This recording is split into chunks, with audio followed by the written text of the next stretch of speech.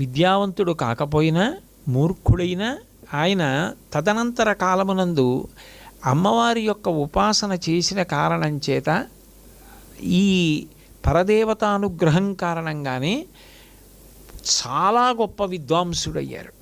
ఎంత గొప్ప విద్వాంసుడి అంత తెల్లగా ఉంది. మహారాజా అని సంబోధించి చెప్పినట్టే ఆ శ్లోకం. అస్థివత్ ఎముక ఎలా ఉంటుందో అలా, బకవత్ కొంగ ఎలా ఉంటుందో అంత తెల్లగా, చల్లవత్ అంటే మజ్జిగ ఎంత తెల్లగా ఉంటుందో అంత తెల్లగా, తెల్ల కుక్కవత్ అంటే తెల్ల కుక్క ఎలా ఉంటుందో అంత తెల్లగా, రాజతే భోజతే కీర్తి, ఓ మహారాజా భోజరాజా నీ యొక్క కీర్తి అంత గొప్పగా ఉంది.